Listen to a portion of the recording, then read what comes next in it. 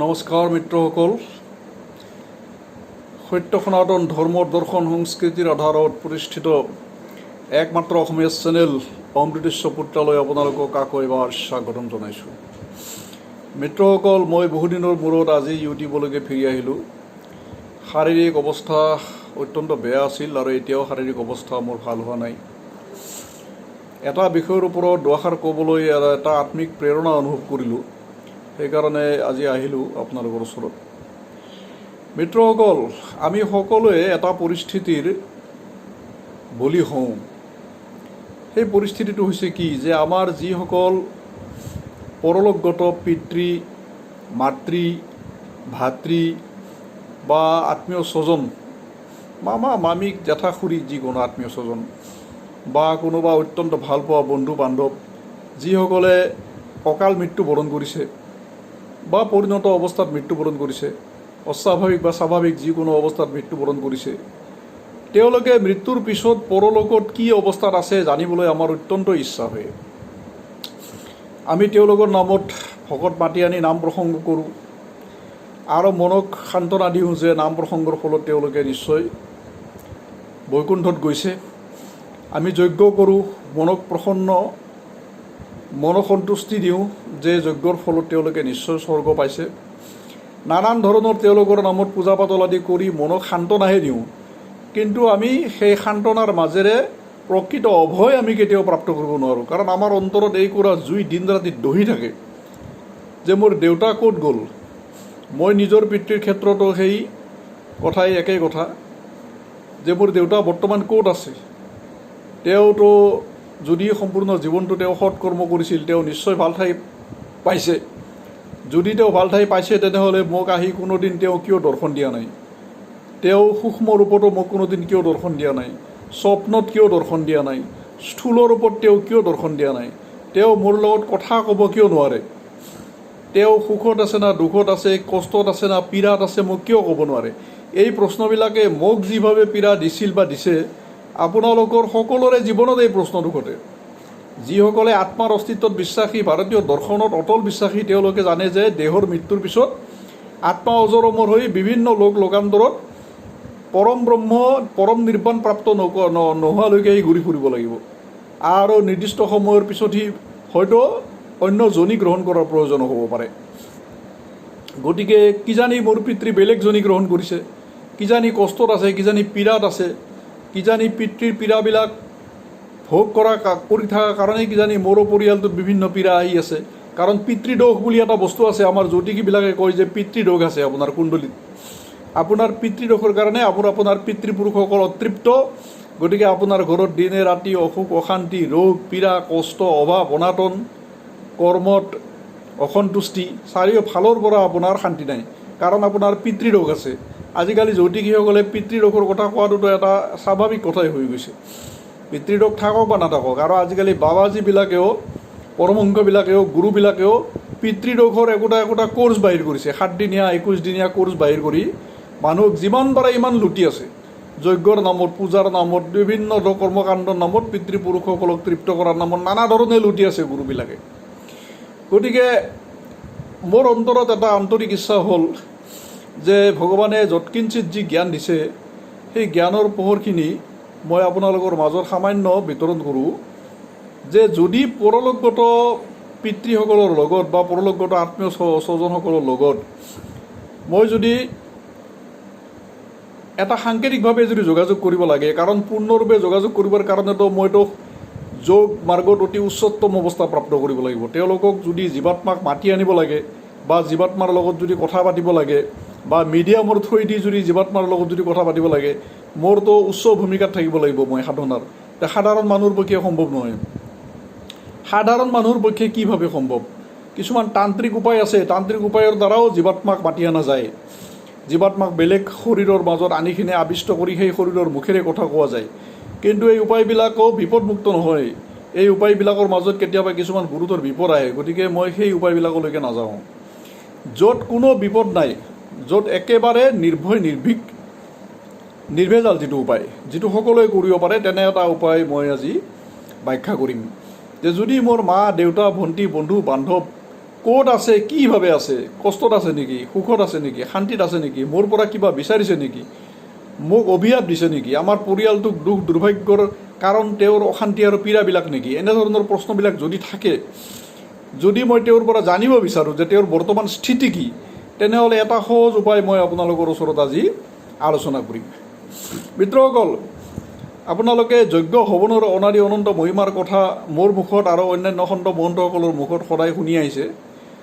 ঘৰত যদি ক্ষুদ্ৰ হৱন সদায় কৰে, তেতিয়াহ'লে আপোনাৰ মন্ত্ৰৰ মাজত বিশেষ উৰ্জা, বিশেষ শক্তি আহি যাব। যি মন্ত্ৰ আপুনি সদায় জপ কৰে, মালাৰ মাজেৰে বা শ্বাস প্ৰশ্বাসৰ মাজেৰে হওক বা যেনেকৈ নহওক, সেই মন্ত্ৰৰ মাজত বিশেষ শক্তি আহিব আৰু যিমান হৱন কৰে সিমানে শক্তি মন্ত্ৰ বাঢ়ি গৈ থাকিব। আৰু যিটো ঘৰত হৱন কৰে সেই ঘৰৰো উৰ্জা দিন দিন বাঢ়ি গৈ থাকিব। সেই ঘৰৰ আল্ট্ৰা মেগনেটিক লেভেল বিলাক দিন দিন বাঢ়ি গৈ থাকিব। আপোনাৰ শৰীৰত উৰ্জা দিন দিন বাঢ়িব। আপোনাৰ আধ্যাত্মিক উৰ্জা বা অন্যান্য যিমান সূক্ষ্ম শৰীৰত যি উৰ্জা দিন দিন বাঢ়ি গৈ থাকিব। এই হৱনৰ মাজেৰে আপুনি এটা উপায় কৰিব পাৰে।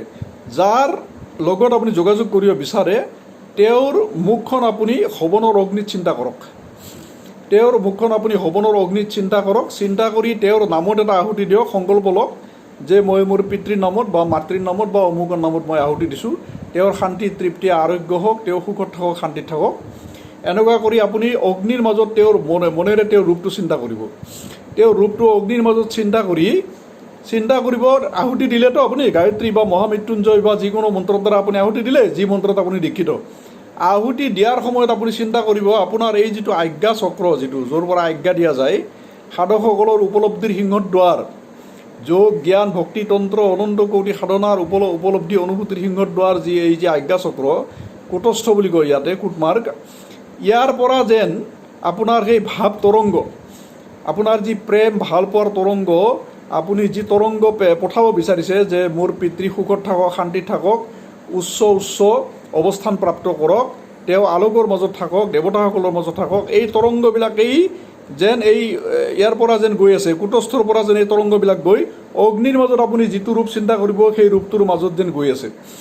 আৰু সেই ৰূপটো এনেকৈ চিন্তা কৰিব, তেওঁৰ চকুৰ মাজত যাতে আপোনাৰ এই তৰংগবিলাক যাতে আজ্ঞা চক্ৰৰ মাজেৰে যাতে গৈ আছে। আপোনাৰ তৰংগবিলাক চকুৰ মাজেৰে গৈ এই চকুৰ মাজৰ ভ্ৰূমধ্যৰ মাজেৰে গৈ তেওঁৰ যাতে চকুত যাতে তেওঁৰ এই তৰংগবিলাক সোমাইছে। অথবা এনেকৈ কৰিব পাৰে, অগ্নিত তেওঁৰ ৰূপটো ধ্যান নকৰি নিজৰ মনৰ মাজতো তেওঁৰ ৰূপটো ধ্যান কৰিব পাৰে। আপোনাৰ পৰলোকগত সেই বিশেষ ব্যক্তিজনক আপুনি মনৰ মাজতো ধ্যান কৰিব পাৰে। মনৰ মাজত ধ্যান কৰি তেওঁৰ সুখ হওক, শান্তি হওক, তৃপ্তি হওক, তেওঁ মোৰ লগত যোগাযোগ কৰক স্বপ্নৰ মাজেৰে। এনেকৈ আপুনি সংকল্প লৈ আহুতি দিলে, আহুতি দিয়াৰ সময়ত আপুনি চিন্তা কৰিব যে আপোনাৰ কুটস্থৰ পৰা আপোনাৰ এই ভাৱনাৰ তৰংগ তেওঁৰ যাতে চকুৰ মাজেৰে যেন তেওঁৰ মাজত যেন প্ৰৱেশ কৰিছে, আপুনি এইটো ভাৱনা কৰিব। আহুতিৰ শেষত আপুনি অগ্নিদেৱৰ চৰণত প্ৰাৰ্থনা কৰিব যাতে স্বপ্নত যাতে আপোনাৰ সেই বিশিষ্ট আত্মাজনে আপোনাৰ লগত যাতে যোগাযোগ কৰে। অগ্নিদেৱৰ চৰণত প্ৰাৰ্থনা কৰিব বা অগ্নিৰূপী পৰব্ৰহ্মৰ চৰণত প্ৰাৰ্থনা কৰিব। এনেকুৱা কৰি অন্তত 1 মাহ 2 মাহ বা খুব বেছি 3 মাহ অন্তত প্ৰেক্টিছ কৰক। খুব বেছি 3 মাহ যদি আপুনি এনেকুৱা কৰি যোগাযোগ কৰে, যদি আপোনাৰ মাজত সংযম, ব্ৰহ্মচৰ্য, বীৰ্যধাৰণ আৰু জিতেন্দ্ৰিয়ত্বৰ সাধনা থাকে, যদি আপোনাৰ মাজত বৈদিক সদাচাৰবিলাক যদি থাকে, সত্যশীলতা যদি থাকে, সাত্বিক আহাৰ যদি থাকে, নিয়ম আৰু নিষ্ঠা যদি আপোনাৰ থাকে, আৰু যদি আপুনি মন্ত্ৰক যদি সদগুৰুমুখে যদি লাভ কৰিছে, তেতিয়াহ'লে এইটো একেবাৰে গেৰাণ্টি দিব পাৰোঁ যে 15 দিনৰ পৰা 3 মাহৰ ভিতৰত আপুনি স্বপ্নত আপুনি তেওঁৰ পৰা সংকেত পাব। স্বপ্নত আপুনি তেওঁ আহিব, তেওঁ আহি কিনে আপোনাক ক'ব যে মই এই অৱস্থাত আছোঁ, মই কষ্টত আছোঁ, পীড়াত আছোঁ, যন্ত্ৰণাত আছোঁ, তহঁতে মোৰ কাৰণে এই কৰ, তহঁতে মোৰ কাৰণে যজ্ঞ কৰ, হৱন কৰ, ভাগৱত পাঠ কৰ, বা অমুক মন্দিৰত ভাণ্ডাৰা কৰ, বা অমুক বৃক্ষ দান কৰ, বা এই কৰ সেই কৰ, যি কৰিব লাগে ক'ব। আৰু যদি তেওঁ শান্তিত, তৃপ্তিত, আনন্দত আছে, আশীৰ্বাদ দি আছে আপোনালোকক, তেনেহ'লে তেওঁৰ হাস্য স্ফূৰ্তি সম্পন্ন মুখমণ্ডল, জ্যোতিৰ্ময় মুখমণ্ডল সপোনত দেখা পাব, জ্যোতিৰ ৰূপত মণ্ডলৰ মাজত তেওঁক দেখা পাব। এইটো এটা উৎকৃষ্ট উপায় পৰলোকগত আত্মাসকলৰ লগত যোগাযোগ কৰাৰ কাৰণে। আৰু এটা উপায় আছে, কিন্তু সেইটো তান্ত্ৰিক উপায়ৰ বিষয়ে মই নকওঁ। কিন্তু এই উপায়টোৰ দ্বাৰা আপোনালোকে যদি সদায় নিয়মিত হৱন কৰি থাকে, তেতিয়াহ'লে কৰিব পাৰে। নাইবা এই অগ্নিত চিন্তা নকৰি কিনে ফটোটো কৰিব পাৰে একে কামটো। ধৰা হ'ল আপোনাৰ পিতৃদেৱৰ, আপুনি পৰলোকগত পিতৃদেৱৰ ফটো এখন আপুনি ল'লে সন্মুখত, সেই ফটোখন আপুনি চাই থাকিব চকু দুটাত। চকু দুটাত চাই থাকিব আৰু মনৰ মাজত তেওঁৰ ৰূপটো ধ্যান কৰিব। মনৰ মাজত তেওঁৰ ৰূপটো ধ্যান কৰি আপুনি মন্ত্ৰ জপ কৰি থাকিব আৰু মন্ত্ৰ জপৰ উৰ্জাবিলাক এই কুটস্থৰ পৰা যাতে তেওঁৰ চকুৰ মাজেৰে যাতে গৈছে চিন্তা কৰিব। চিন্তা কৰি কিনে মনে মনে ভাৱনা কৰিব যে তেওঁ সুখী হওক, শান্তিত থাকক, আনন্দত থাকক, জ্যোতিৰ মাজত থাকক, দেৱতাসকলৰ মাজত থাকক, আৰু তেওঁ মোৰ পিতৃদেৱে সোনকালে স্বপ্নত মোৰ লগত যোগাযোগ কৰক। এনেকুৱা কৰি মনেৰে ভাৱ তৰংগবিলাক চিন্তা কৰিব। কুটস্থৰ মাজেৰে আপোনাৰ তৰংগবিলাক তেওঁৰ যাতে চকুৰ মাজেৰে গৈছে এই ফটোখনৰ মাজত চিন্তা কৰিব। এইটো এটা 2 নম্বৰ উপায়। যদি এইভাৱে কিছুদিন যদি সাধনা কৰে তেতিয়াহ'লে স্বপ্নত তেওঁৰ দৰ্শন দি কিনে ক'ব। কাৰণ কি হয়, জীৱাত্মাবিলাকে তাৰমানে বিভিন্ন কাৰণত সেই উৰ্জাটো নাপায়, যি উৰ্জা পালে আপোনাক সপোনত আহি গোটেইখিনি কথা ক'ব পাৰে। সেই উৰ্জাটো খুব কম জীৱাত্মাৰ মাজত থাকে। যিসকলে সাধনাত উন্নত, সংযম ব্ৰহ্মচৰ্যত উন্নত, সেই আত্মাবিলাকৰ মাজত থাকে। সাধাৰণ আত্মাবিলাকে সেই উৰ্জাটো নাপায়। আৰু কিছুমান ক্ষেত্ৰত কি হয়, কিছুমান দুষ্ট আত্মাই এই আত্মাবিলাকক, এই সৎ আত্মাবিলাকক বাধা দিয়ে যাতে ক'ব নোৱাৰে, যাতে তেওঁলোকৰ দুখৰ কথা, পীড়াৰ কথা, কষ্টৰ কথা, তেওঁলোকে যদি কিবা বিচাৰে সন্তানৰ পৰা, এইখিনি কথা যাতে ক'ব নোৱাৰে, তাৰ কাৰণে দুষ্ট আত্মাবিলাকে তেওঁলোকক বাধা দিয়ে। এইটো আৰু এটা বেলেগ অধ্যায়। আমাৰ ইয়াতে যেনেকুৱা কৰি সমাজত 2 শ্ৰেণী মানুহ আছে। এক শ্ৰেণীয়ে সদায় পৰৰ কেৱল অন্যায় কামনা কৰি থাকে, সঁচাই মিছাই পৰক অন্যায় কৰি ভাল পায়, পৰক দুখ দি পীড়া দি ভাল পায়, পৰক পীড়া দি কান্দাই ভাল পায়। তেনেকৈ পৰৰ লগতো এনেকুৱা অসংখ্য অগণিত আত্মা আছে যোনে পৰক কান্দাই ভাল পায়, পৰক কষ্ট দি ভাল পায়, পৰক চকু পানী দেখি ভাল পায়। এনেকুৱা অসংখ্য তামসিক আত্মা আছে। সেই আত্মাবিলাকৰ চক্ৰত কেতিয়াবা আমাৰ পৰলোকগত আত্মাবিলাক পৰি যায়। পৰিলে তেওঁলোকে আমাৰ আগত যদি ক'ব বিচাৰে তেওঁলোকৰ পীড়াৰ কথা, দুখৰ কথা, সেই ক'ব নোৱাৰে, তেওঁলোকে ক'ব নিদিয়ে, ক'ত বাধা দি থৈ দিয়ে। তাৰ ফলস্বৰূপে আমি তেওঁলোকৰ কাৰণে একো মাংগলিক কৰ্ম কৰিব নোৱাৰোঁ। মাংগলিক কৰ্ম কৰাৰ ফলস্বৰূপে সেই মাংগলিক কৰ্মৰ ফলস্বৰূপে তেওঁ ওপৰত গুচি যাব, তেওঁ শান্তি, তৃপ্তি, আনন্দময়, আলোকময় জগতত গুচি যাব। এই কথাটোৱে তামসিক আত্মাবিলাকে নিবিচাৰে। তামসিক আত্মাবিলাকে এইটো নিবিচাৰে যে তেওঁৰ কাৰণে পুত্ৰ পুৰুষসকলে মাংগলিক কৰ্ম কৰক আৰু তেওঁৰ মুক্তি পাওক, ওপৰত যাওক, এইটো নিবিচাৰে। গতিকে তামসিক আত্মাবিলাকে যিটো বাধা দিয়ে, এই ব্লকেজটো আপোনাৰ এই সাধনাৰ ফলস্বৰূপে খুলি যাব। তেওঁৰ নামত আপুনি যিমানে আহুতি দিব, যিমানে মই কোৱা প্ৰণালীটি কৰিব, সেই ব্লকেজবিলাক খুলিব। এই দুষ্ট আত্মাবিলাকে তাক বাধা দিব নোৱাৰা হ'ব। আপোনাৰ লগত তেওঁ তেতিয়া যোগাযোগ কৰিব পাৰিব। আৰু তেওঁ যদি ক'বৰ কাৰণে যদি উৰ্জা নাই, কিছুমানে মৃত্যুৰ সময়ত মুখেৰে মাতিব নোৱাৰে। মুখেৰে মাতিব নোৱাৰা আত্মাবিলাকে কথা ক'ব নোৱাৰে, সপোনত আহি কিনে একো ক'ব নোৱাৰে। কাৰণ তেওঁলোকে মৌনী হৈ কিনে মৰি যদি যায়, তেনেহ'লে মৃত্যুৰ পিছতো সেই মৌনতাটো তেওঁলোকৰ নাভাঙে।